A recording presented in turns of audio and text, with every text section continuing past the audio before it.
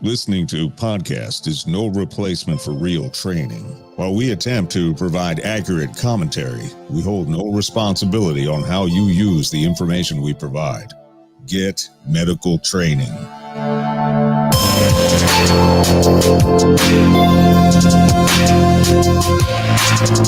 In the blink of an eye, everyday order can be replaced with once-in-a-lifetime chaos. Be prepared. This is the Civilian Medical Podcast. I don't even know what just happened. I just looked up and everyone was like off the screen. So I guess here I am, and this is the Civilian Medical Podcast, episode 55. I didn't think about what I was going to say. We are joined once again by Prep Medic. Sam, what's up, buddy? What's going on, guys?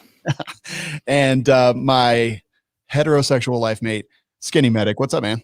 What's up, buddy? Yeah, we're just talking about it. I get that contract over you, so make sure you can't leave me on this podcast. Nope, I'm here for good. I'm here for good. I made the mistake to even mention it, but no, I'm here. It's fine. Everything's fine. Everything's fine. It's a little cold in this room because it's apparently, I don't know, I think it's warmer today, but it's been like minus 27. Sam, what's it been like up in your neck of the woods? Freaking cold, man. It's been like -6. It was -11 a couple nights ago. It's not fun. Does that actually affect the helicopter? It does. You get more lift, you get more power, which is great because you need all the power you can get to get me off the ground. But with that, it also makes everything really cold because A-stars don't have good heat. Ah, that's terrible. Skinny Medic, what's the weather like out there? It's super cold. It's like 40 degrees right now. What? I feel like we're entering another ice age, and I'm not ready. Ugh. It's terrible. It's terrible. All right. So this is, again, like we said, episode 55. Now, this show is brought to you by Primary Arms. They make all kinds of optics, but not just that. You can get everything over at Primary Arms. Whether you want to order a gun or you want to order an accessory or just about anything you can possibly imagine. They've really expanded everything that they're doing, and you can find all the deals going on at frn.deals/PA. It'll take you right to Primary Arms. Thank them for their support.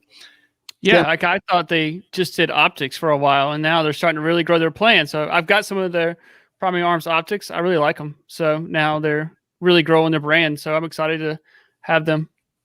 Yeah, they've kind of turned into like I don't want to say, I don't say this as like an insult, like a mini mall of everything that you could possibly want. It's like the perfect mall that has an Auntie Anne's and an Orange Julius, but also like a sporting goods store and a place where you can buy pants. So I kind of like it. Yeah, I like it. They've got boots and stuff. I was kind of looking at what all they had. So got some cool stuff. Good stuff. So Sam, what did you want to talk about today? We kind of briefly mentioned it last episode. All right. So this is a podcast of passion for me, is how to get hired into EMS. And it's not just EMS, how to get hired into any field, but I think we're going to be talking about public safety specifically today. I am just pretty sick of some of the things we have seen in the interview, in-person, resume building realm for candidates, and they're easy things to fix. So I want to go over that today. All right. I think it's to be a good episode, though. I mean, I think people, we've gotten a lot of comments. People wanting to go into getting to EMS. They're getting their EMT because of our show or stuff like that. So I think this is going to be a good show. I'm excited for it. Yeah. And, I hope to never, ever have to work for anyone else again for the rest of my life. So if I zone out or, play phone games or whatever, don't mind me. Just kidding. Yeah, this is important. Like I've been responsible for hiring people for a long time and made some really great decisions and made some really poor decisions. But Sam, where do you want to start?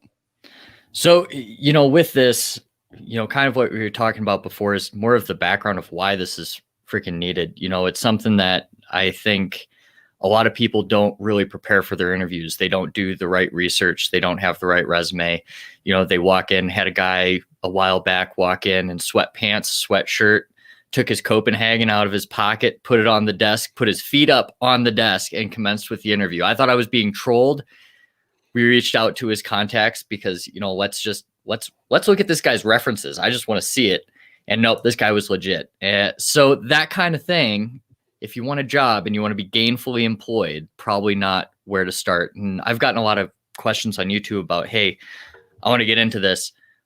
How do we get started? So I think the first part there is to kind of break down the EMS process or really public safety process for getting hired anywhere. Yeah. And I guess both you guys can tell your stories of like how you got hired. Dietrich, we'll start with you.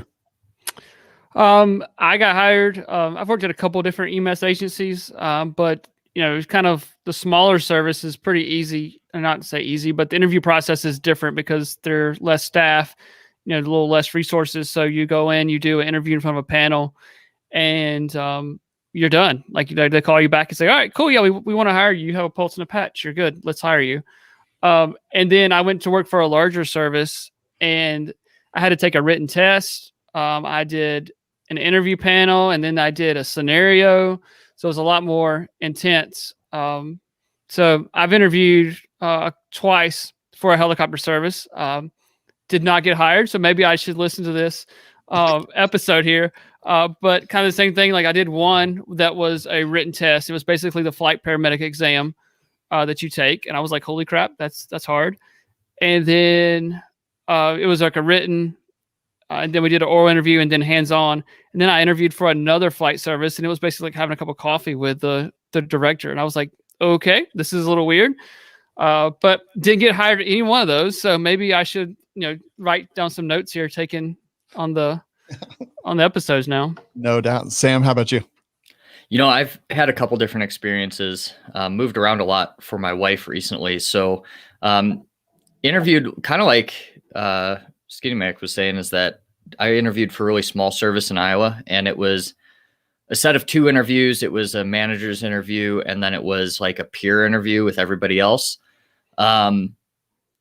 And then it was like, hey, we'll give you a call. We'll see. They followed up on my references, all of that. And then coming out to Colorado, it was a lot more, especially for the flight job. I came in, I did a panel interview with like the who's who of the flight service, and then ended up taking a written test, which was the FPC exam regurgitated in a different format, and then had to do a series of scenarios where it's, RSI, event settings, all of that. And then on the ground units we staff our 911 units, it's very similar, where it's a panel interview, and then you go and you have to do a scenario with them.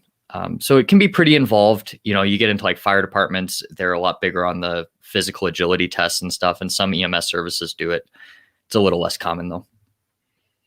So it sounds pretty complicated if you're in a bigger place, and pretty easy if you're in a smaller place. It can be. Or those small places, though, they go off reputation. And if somebody says one bad thing about you, you're not getting in. Yeah, and EMS is a small world too. Like we have, like now I get to be a part of hiring people. So I'm on the other end of the table, and it is fun, but you call around, and this guy's worked for 2 different services, and they're like, oh, he's awesome, blah, blah, or he's a jerk. That reputation follows you, and it's a small world that we live in. Yeah, that's really. Yeah, it is. It's you can always. It's like 6 degrees of connection down to like 2. So somebody comes somewhere from our service. We've got like 325 employees or something. I know where they've worked. I know their backgrounds or what part of the country. So you just call them up. You're like, hey man, do you know this dude? And they're like, no. I can find somebody that does.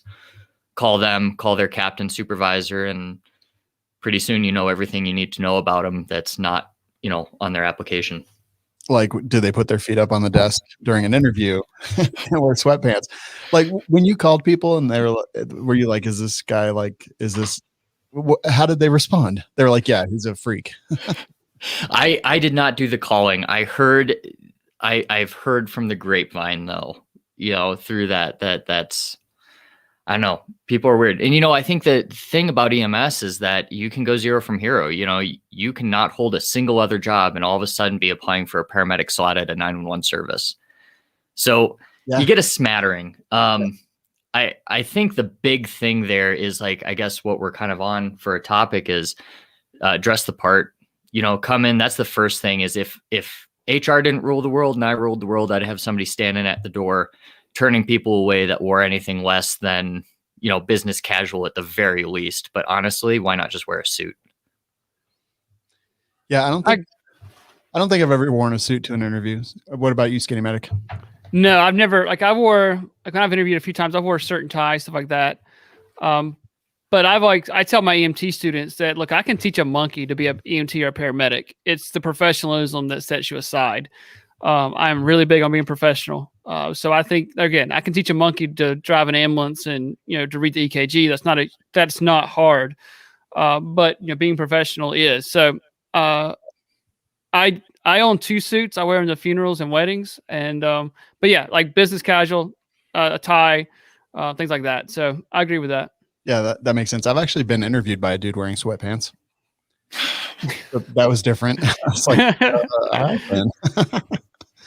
But the IT industry is a different place. True story. All right, so dress the part, very, very important.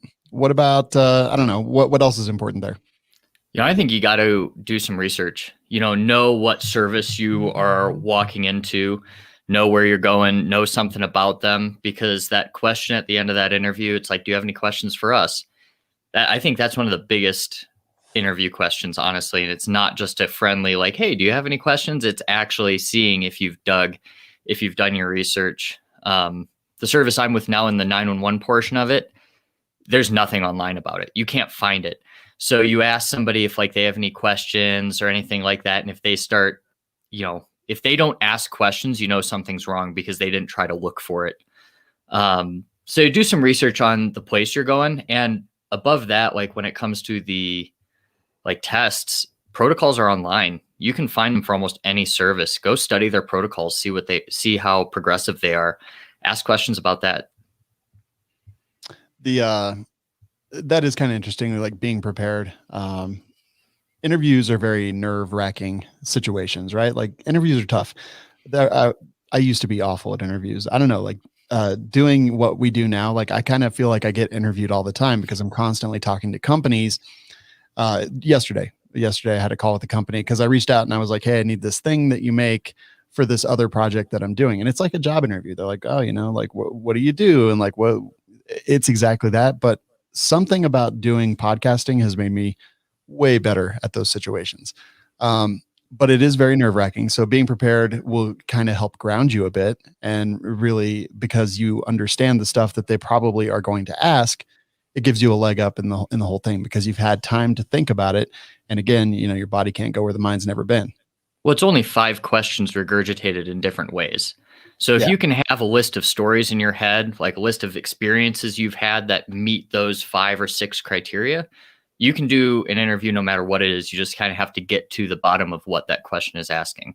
Unless you're at a super hip millennial tech industry where they're asking you things like, what kind of animal would you be? Or what's, your favorite color of sound, or things like that. I would like to be a lion so I can take out everybody in this office. Yes. I do think you're right though, Sean. For me, looking back at my interviews I've done for either promotions or job, being a YouTuber or being on podcasts has really helped me, because I remember one promotion you had to stand up and give a lecture for 30 minutes. And I was like, oh my gosh, 30 minutes, that's forever. Holy crap, that sucks.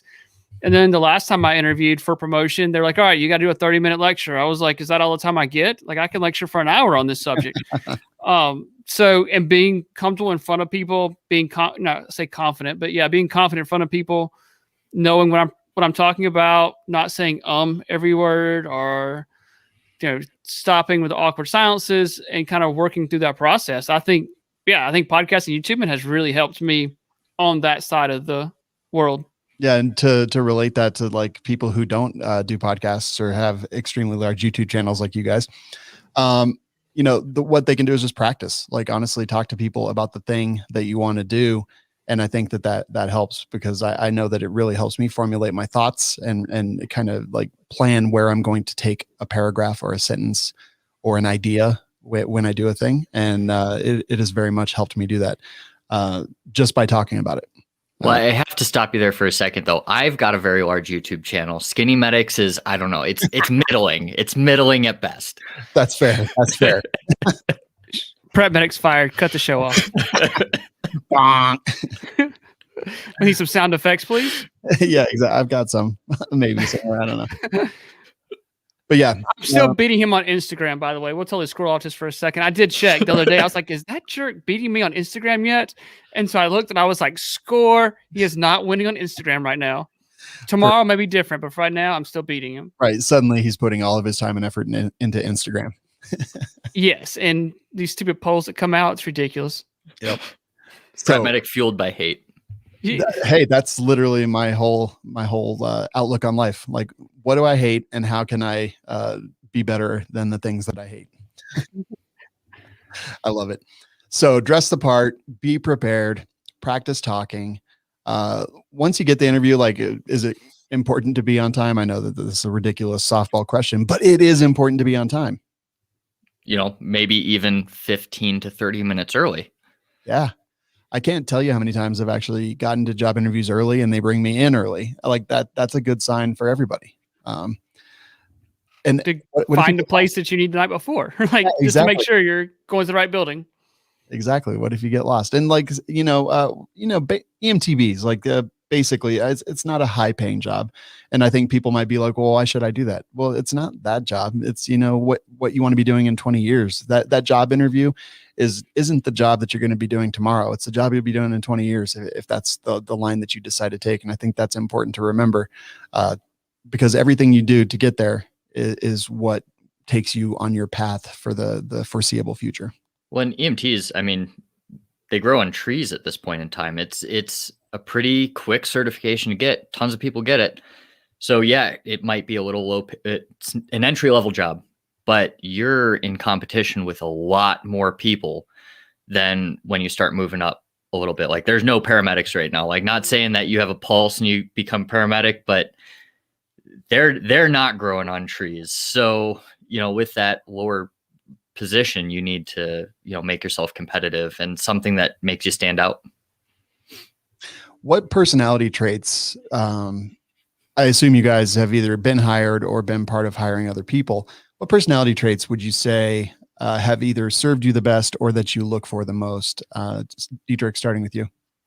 I think someone who feels confident. You don't want that arrogant, like it's a fine line. Like you don't want an arrogant son of a gun out there, but you want somebody who's confident that can walk into the room and hold the room, but not someone just like, oh my gosh, that guy is so egotistical, like blah, blah. So it's a fine line, but I think being confident. And like I said, I'm very big on being professional.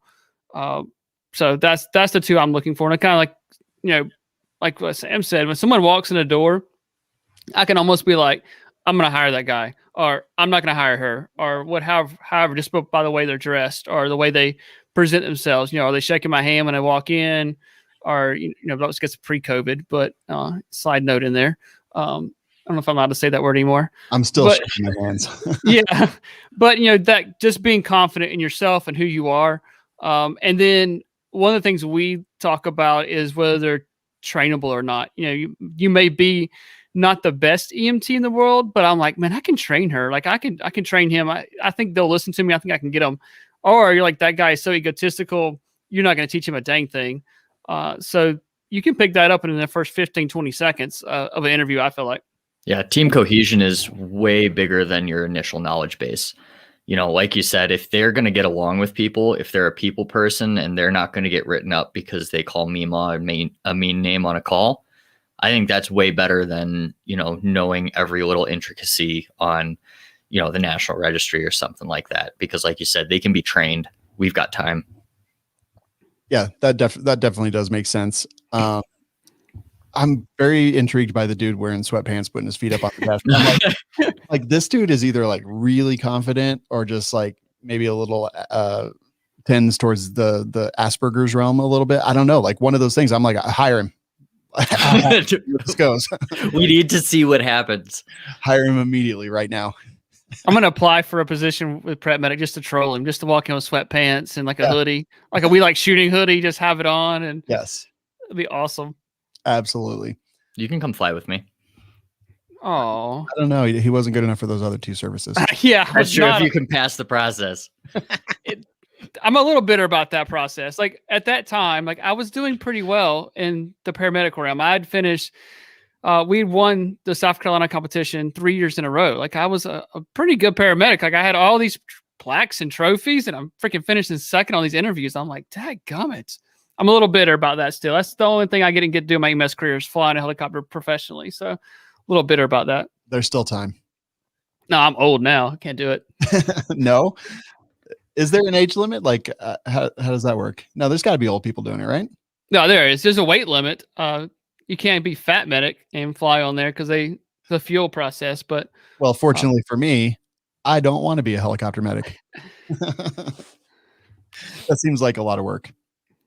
It can be, but it's also a very different realm. Your call volume, it's not like street corner posted in a big city running 15 calls in a 12-hour shift.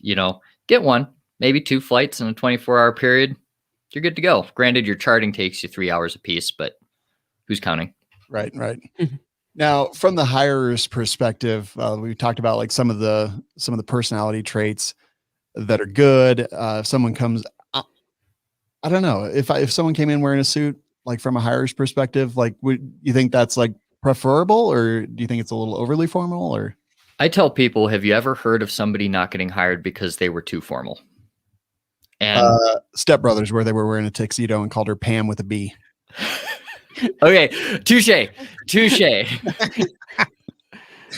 No, but yeah, that's true. That's true, actually. Yeah, I've never heard of that. Although a tuxedo would be pretty awesome. It would be. I was going to say, I'm going to rent a tuxedo for my next interview process and take a picture. I think that would be amazing.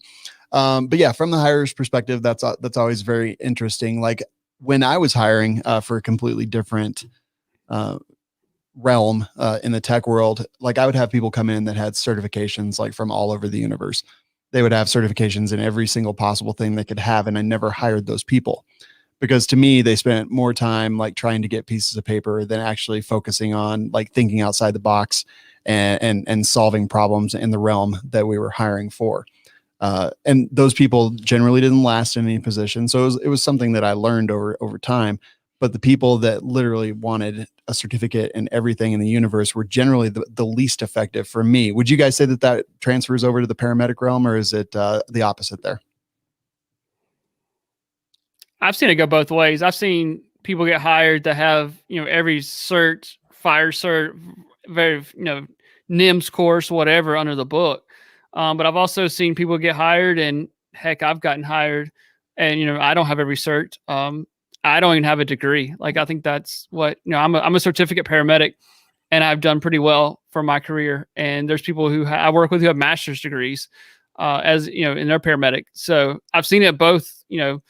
I think it comes down to personality and, that drive to go, I want to be a better paramedic. I want to do what's the best for the patients, and things like that. So I think for paramedicine in general, it's the certifications kind of show that you're pursuing other things, because everything will give you a card. Like every class you take will give you a card, except for maybe your recert.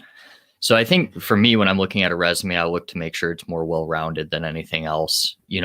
If you've got 18 billion certs and you've been out of school 6 months, it tells me you're collecting it.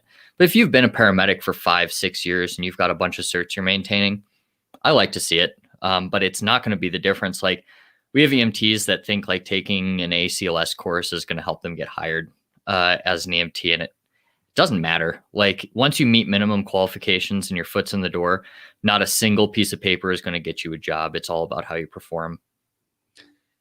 Seeing as EMTs, you said they're kind of everywhere these days and that there's tons of them. Really, if you could pin it down to like one thing, that this is the thing that makes me think, yeah, like this is a guy that would do great at this job. Like, if you could pin it down on something, or is there that one thing, or is it just everything all put together in an amalgam? For us, I like to see someone that, like EMTs and paramedics, but especially EMTs, like a well-rounded human. If they walk in wearing the Star of Life belt buckle, Star of Life hat, Star of Life badge, wearing somebody else's uniform, like things like that, and you can tell it's like EMS has been their life, and that's all. I don't want that person. I want somebody with more social prowess. I want somebody that has something to talk to their partner about. We rely on our EMTs so heavily to corral the paramedics in our system, and to keep people on track and to keep people accountable, and they have to be tactful and how they approach things. So I want somebody with social prowess above anything else. That's very interesting. Skinny Medic, what do you think? Yeah, I would say that, I would like to see someone who has, maybe they've worked a couple different jobs outside of EMS. Maybe they're a waiter, waitress, prior military, have some life experience, because Sam's right. Like, we're pumping EMTs out like nobody's business. But, from my area, we're getting 20 to 30 EMTs pass their national registry every month, but we're only getting 1 or 2 paramedic classes go through a year. So the pool is a lot larger. So you got to set yourself aside from those other EMTs that are coming to interview. So I want to see somebody who's got some life experience. You can still be young, but maybe you've done some different things in your life, travels in different places, things like that, just to have a little bit of life experience. Because when you're coming down and you're talking to the 80-year-old, I want you to be able to have a conversation with the 80-year-old in the back of an ambulance. Don't just sit there and type on your computer. I want you to be able to have a meaningful conversation. Yeah. That's huge. And we should clarify here. It's not that EMTs aren't valuable or that they're not professionals in this industry. There's just a lot more of them than there are paramedics. Yeah, I agree. I actually lectured on this last week on my EMT class. There's a slide that talks about patient assessment, and you're finishing up whether, you've done your ABCs. It's like, all right, is this patient a priority patient or non-priority patient? And it lists this one slide full of priority patients, respiratory failure, respiratory distress, uncontrolled hemorrhage, cardiac arrest, choking. And there's a bunch of lists. And I said, do you guys do these patients need a paramedic immediately? And all the students like, oh yeah, this guy needs a paramedic. This person needs a paramedic. And I was like, no, they don't. They need you. They need an EMT. Like, you guys can absolutely save these guys' lives. And I said, so we went through this hour-long lecture on one slide about how EMTs can save lives in the first 10 minutes of a call, or the first time they call 911. So I think EMTs are great. I love them. So I don't like paramedics. Y'all are jerks. Well, along those same lines, I find when I get stressed out, when I've got that cluster of a patient that everything's going wrong, that's what I fall back on. I fall back on BLS, ABCDE, the basic life support, and our EMT algorithm for trauma or medical assessment. And that's what I go down. And that's taught in the first week of any EMT school. Yeah, that's pretty huge. So I'm wondering, we've talked to how much life experience is valuable, and for you two specifically, how important it is. And I totally agree. In everything that I've ever done, how do you develop that life experience? Some people are young, some people are I live a life of adventure. Not a lot of people are like that. I know a lot of people that just kind of live lives that to me would be boring, but to them, it's an awesome life. So how do they develop? What are some ideas that they can do to develop some life skills and B, kind of just round out themselves as a human being? Have a hobby. I think that's great. I was going to say volunteer. Do something that volunteers your time. I think both really great things. Having a hobby like that, unless it's knitting, because then you're not going to meet anybody. I don't know. Knitting is getting quite social. That really? Tell me more about this.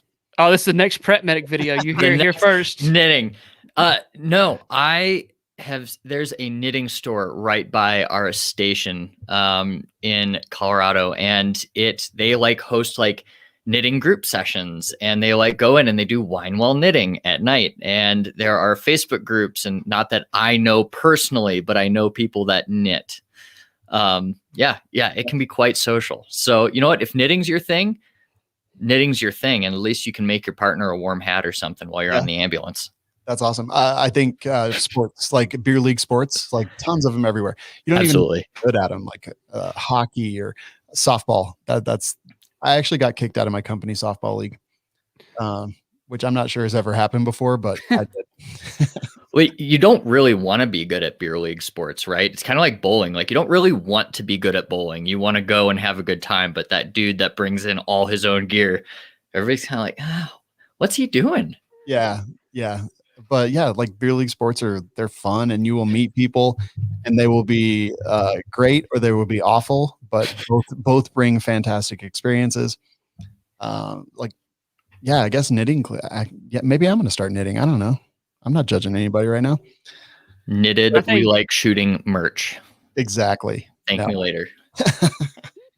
I think just being passionate about something, being passionate about knitting or whatever you're passionate about. But the moment you're in the interview process and someone gets passionate about something, like it's fun to watch. Like, Sean is passionate about his business. I am passionate about my business, and Prep's passionate about knitting, apparently. So, I think being passionate about whatever hobby, sport, beer, whatever you're doing into, but you can see that excitement come across their face. And it's great to draw examples from that in your interview when they're asking like, hey, what's a time when this happened? Being able to draw something out of EMS, a lot of people look at that as a negative, but I think it's a positive. It shows you can problem solve in a diverse number of situations. Yeah, absolutely. I think it's great.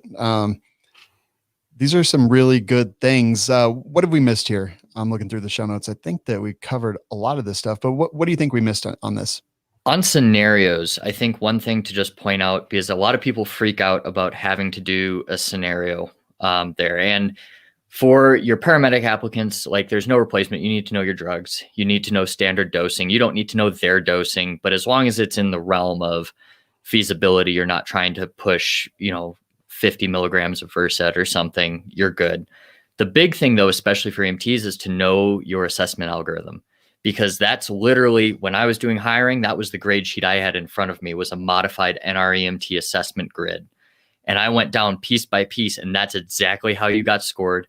And those are the exact failure criterias I would have you on. So if you know that verbatim, which you should, it's not really hard to memorize, it makes sense, you can pass it.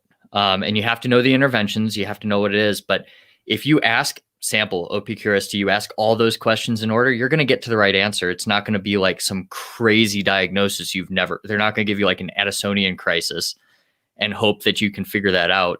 They're going to give you, chest pain, shortness of breath, diabetes, anaphylactic reaction, like these simple things to do. So memorizing that for me is huge. And if you know that, you're going to do fine. Skinny Medic, like the psychology of scenarios, like it freaks people out. Like we see it in classes. You see, like you throw anything at them and like it chunks their brain up. Like how do you think you overcome that? Is it just confidence of knowing the material, or is there some other things you can do to help prepare yourself for those things? Yeah, like Sam said, I think he's right. They're not going to throw anything weird, bizarre at you. Like it's going to be a STEMI, inferior MI. Like it's going to be something ridiculous. Like, oh, that's a STEMI. I'm going to give aspirin, nitro, heparin, and go through that process. But, Sam's right. You know the assessment part of it. So start working through that. ABCs. All right, this is a priority patient. OPQRST, sample history. Like we can roll through all that, get vital signs. At some point, there's going to be this glaring light at you going, this is what the problem is. And it's usually something pretty obvious. And they just want you to see you work through it. So I think just being confident, knowing what you're walking in there, the EMTs have the skill sheets printed out, ready to go. Like, what you're looking for. I don't know, Skinny, did you do a V4R before giving nitro to that inferior MI? No, I just give it to them. It'll be fine. We'll give some fluid afterwards. It'll be fine. I'm just trying to get my little save patch, man. That's all I do. Like you just push them over the edge a little bit and then you bring them back and it's a save. It works. Perfect. How do you think I got so many saves? And then just from my perspective, it like the scenarios, like don't let them freak you out. Like honestly, if you understand the stuff, but you have to practice, like throw yourself into it, practice it, make it up, throw your pillow on the ground and have some specific scenario that you have, and then just work through your process. You know all the stuff, you know what it means, you know how to do it, you know how to find it. Just do that. Like do it as much as you possibly can, because that will make you way better when faced with the reality of a scenario, or even worse, like a real situation. And take your time. They're not timed that strictly. They know it's a simulation environment. Just take a second, take a deep breath, figure out what you're going to do, plan it out, and go for it. I think that's great. So be prepared, dress the part, look the part, have a great personality, live a life of adventure before you get there. I think that's everything, right? Sounds like the perfect candidate to me. I'm like, you guys are hired. Never hire me. I'm a horrible, horrible employee. I'm just a know-it-all. And yeah, it's terrible. You guys mentioned team cohesion. I do want to talk about that, because that's a difficult one, I think, sometimes. A, to assess, and B, even more to like I try not to look at everybody like they're like me or like you guys. Like it's easy to get along with you guys because you guys are smart and funny, and it's not difficult at all. But that's not how everyone is. And I know someone out there is listening and maybe feeling like, man, like I'm not funny. Like I don't deal well with people necessarily, but I am passionate about medicine. What would you say to that? I don't like people either, so it works out. Same. I think as long as you're not an asshole, as long as you're coming in, you're being, a kind person to the best of your ability. I always envision the new hire being stuck with the biggest problem at the department. Like, everybody has that person that everybody's like, oh, you're working with that person. Good luck. And if I can envision that person working with them, I'm usually okay with it. And everybody brings something else to the table. Like maybe you don't have a winning personality, but maybe you can cook and maybe that's your thing. Whatever it is, EMS isn't a hard group of people to get along with just because there are so many different people in the field. So we're all used to it. Freaking awesome. Any other things you guys wanted to cover on getting hired? Don't wear sweatpants. Don't wear sweatpants. Although, man, I am intrigued and fascinated by this. You should have got a picture of that. Like, just that should have been on Snapchat. Like, just work your phone a little bit, get an angle of that. Like, this guy just walked in. Yeah, who does this? Like, who is this person that walks into an interview, a medical interview, nonetheless, and like wearing sweatpants, puts feet up on the desk, can of Copenhagen on the couch? Like, who is this? I want to hire him. And one additional thing, I just thought of it: resumes, one-page resumes, one-page resumes at the most 2. That's it, and no spelling mistakes. We had a guy just turn in his resume for my service, and it was 5 pages long. I was like, holy cow. Now, granted, he's been a paramedic forever, but I was like, 5 pages. I'm like, I don't care about your dive cert in 1976, bud. I don't care about this. And like, I was like, holy cow. But yeah, like I agree with that. 1 page. Like I kind of like squeeze stuff in there, like, but that's it. I think about like my bad interviews. Like I've done some stuff. I'm like, yeah, that went really well. But my bad interviews, like I was a younger paramedic at the time. I was interviewing for promotion, and I took a cup of coffee in on the interview. And so while I'm talking, like I would drink coffee, I was trying to act all cool and relaxed. And I was like, I think that was dumb. Like, I don't think that was the right move. And then I interviewed a while back, and I was lecturing and talking, and none of the guys that were interviewing the panel were paying me any attention. So I was like, all right, I'm just going to F it. Just walk out of here because they're not paying me any attention. They're just looking down their papers, stuff like that. So I've had some good interviews and got hired, did some promotional stuff. But I'm like, some of the times I've done some really crappy things. But I think you learn from experience too. Like you don't become good at something the first time you do it. So interview, like if a job comes open, interview for it. You may not get it, but at least you get the practice of interviewing because they're not fun. They're not easy, but even if you might not have a chance at it, at least get the chance to interview. If there's a job that you're in EMT school and you're like, hey, there's a job at this store, I think I'd like to work at it. Go interview there. Like get the process of interviewing because that's the only way you get better at interviewing is to actually do it. Yeah, you can interview at places you have no intention of working for. Like you can interview, like even stuff that's way above you. Like if you're like, I'm not even remotely qualified for this, like apply for it. Why not? And just seeing your name across their desk when you are qualified will help you out in the long run. But that practice is huge, like you were just saying. That's like a genius idea. I've never done that, but like how great would it be to like just go do so many interviews for a bunch of stuff you don't really care about? Now, there is like an ethical thing there that you're wasting people's time. However, like imagine how great you would be at it when you just do it so often that the unknown becomes known and less mysterious and less scary. Like that's a great idea. Yeah. I really like that. I'm going to go apply to be a doctor. Yeah. I mean, I may or may not, like I was looking at being the director of operations for a service. And I interviewed a couple of spots before that, knowing I had no intentions of accepting that promotion, but I knew that the director of operations job was coming open and I wanted that job. So I was like, I'm going to go practice. And then when it came to the director of operations job, I got it. And I was like, cool. Like I felt good with that. That was one of those I walked out going, yeah, that was a good interview. I'd done like Sam said, I'd done my research. I knew the system. I knew what trucks, like, utilization hours to talk about. Like, I had some stuff, and then I had questions for them. I'm like, hey, what's your 5-year plan for the service? What are you looking for the next year? 5-year plan. Like, what's on the horizon? So I did good on that interview and got hired in that position. Don't ever take a salary job, though. I learned that one. That one sucks. But the other thing I look at, and I tell EMTs, is, if you're looking for a service, ask them how many people are going through the orientation process. Because to me, like, that tells me if I want to work for the service or not. Because if you look on their Facebook page or Instagram page, and there's like 30 people going through their orientation, that's 30 people who had to leave to fill those spots. So there's a quick turnover. There's a big turnover at the system. But if your orientation class is 4 people, 5 people, 2 people, then not a lot of people are leaving. And so that would mean, to me, in my mind, that's a good service to go work for, because not everyone is leaving. If their hiring class is 30 people, then 30 people had to leave to go work somewhere else. And now they're going to fill your spot. So that's one of the questions I ask is, what's your 5-year plan for your service? What are you guys looking for, your goals?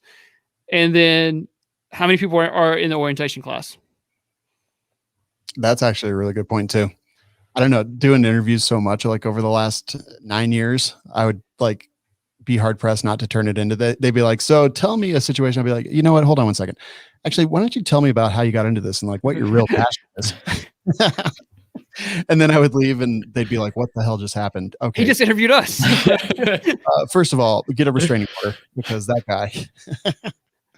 The worst question though is like, all right, what's your best trait and what's your worst trait? I'm like, all right, I'm really good at this, but I'm terrible at this. I'm like, so that's always the worst question. It's like, all right, what's your best trait? What's your worst trait? What are you doing to fix it? Yeah, that one's very easy for me. My best trait is that I'm an amazing liar. My worst trait is that I'm not really good at telling the truth. I'm going to write that one down. So this is a little bit more old school, but how do you guys feel about writing thank you notes to your interview panel after the fact? It's probably a good idea. Like, so my daughter-in-law, she is like the thank you note queen. She does it for everything. And it's like so nice to get those notes, like just for a birthday gift. And, you get those notes, but man, I have never in my entire life written a thank you note for anything ever. And it makes me probably a terrible human being, but God, it's probably a great idea. That is, I've done some thank you emails, but I've never done it. And I get it that a handwritten note is better, but yeah, I've done some emails like, hey, I appreciate give me a chance to interview, blah, blah. But the handwritten note, that's a nice touch. I've never done it. I've never done it. Never mind. I've sent emails, but my wife is huge with the handwritten notes, and she'll have like everybody's name from the interview panel and then look them up and like personalize a card to each one of them. And she'll hand them in 3 hours after the interview or whatever to be distributed. I don't know how she does it, but it has worked for her in her professional life.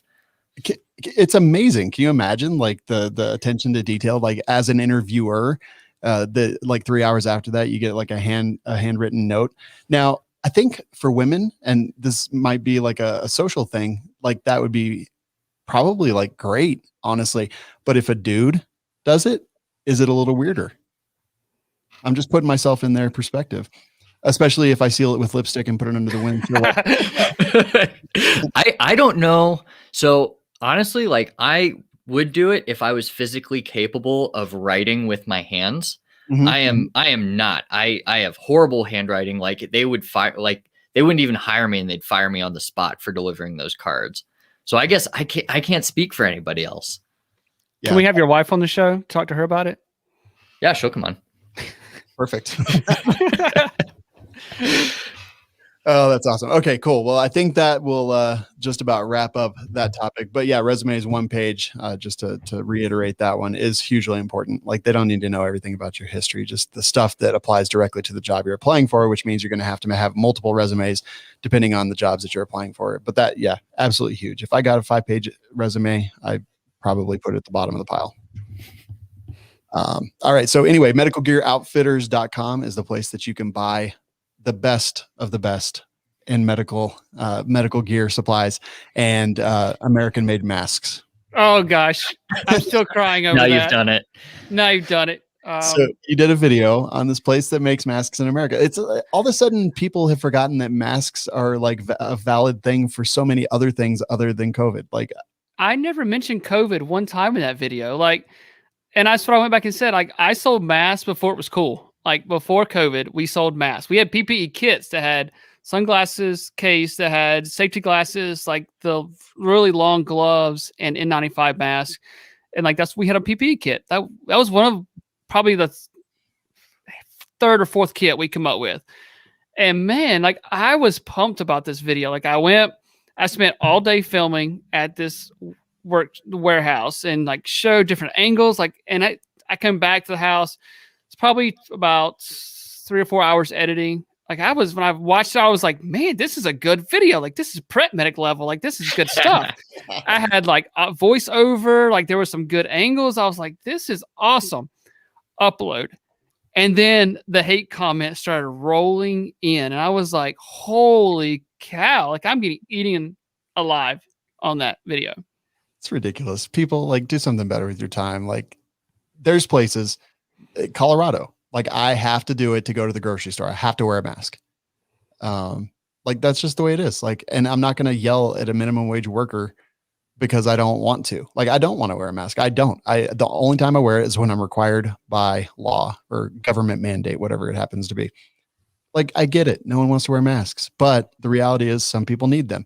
And if you can buy a mask made in America, like, why wouldn't you do that? Yeah. Like I did the video. This was all like a veteran owned company. Like they're all either veterans or police officers. It's a made in America company. They're using made in America fabrics, products, like everything made in America is this company. And got blasted. And I was like, I feel like those people are directing their anger at the wrong person. Like you're directing your anger towards a YouTube video and me when it should be the government who's mandating all this stuff. So point your anger towards someone else. But yeah, so I should have just done an Olight flash sale video. Like that would have got less hate comments than a made in America mass video. If you do an Olight video, I'm going to be in the comments flaming you.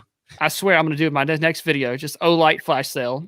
Ta-da! You know, I got sucked into your comments though, and I've been on YouTube too long apparently because I can't differentiate what a mean comment is and what a troll is. Like I was like, I don't know, is this serious? Like, is this actually a thing? Like some of the things people were saying on that were absolutely incredible. I saw it on Facebook because I posted a link to it because I'm like, oh yeah, I actually ordered some. And I was like, cool, because I'm just going to keep it and I'll use it for anything that I actually need to use it for. I'll throw one in the car for, just in case I have to go to the grocery store or a restaurant or something. And yeah, even on the shared Facebook post, I got a bunch of it. And I was like, you know what? If I wasn't afraid of getting kicked off Facebook again, you'd be getting a talking to. And the weird thing is, like, I did the first video, it was like comparing KN95 with a surgical mask versus N95 mask and the differences, things like that. And the comments weren't that bad. I was like, all right, cool. Like we're going to do this. And then the next video, I didn't even mention the word COVID, nothing about Mandor. And I was wearing a mask in the video, but it's the company's policy that you're inside their building, you have to wear a mask. And I'm like, okay, well, you're making masks. That's probably, I can understand the rules. So it's their house. I'm playing by their rules. But man, yeah. So maybe we'll do another video. Trying to think which one is coming up next. I think it's either the Anderson Rescue drag system like Prep Medic just did. The video on that's a cool drag system. And then we have a made in America plate carrier that I'm currently using. So the next two videos will be made in America products. So I'm sure the hate comments will come out about how expensive they are. Nice. Good times. MedicalGearOutfitters.com. Coupon code Civilian Medical will save you 10% off all day, every day. And look, support American businesses like Medical Gear Outfitters. And also shut up. I don't know. But honestly, the people that listen to this show, like they're smart and educated and like understand the real world. So they're not the ones yelling on YouTube. YouTube it's a very interesting place, but all the people listening to our voices right now, they're really smart and probably very attractive. So they're not the problem, but if you see someone being a problem, let them know what's up. Awesome. And where can they find you at, Prep Medic? I'm on YouTube at Prep Medic or on Instagram at Prep_Medic. Unfollow him on Instagram, please, so he doesn't catch me. Don't do that. Where can they find you, Skinny Medic? SkinnyMedic.com. All right, there you go. And Medical Gear Outfitters. And we will talk to all of you next time.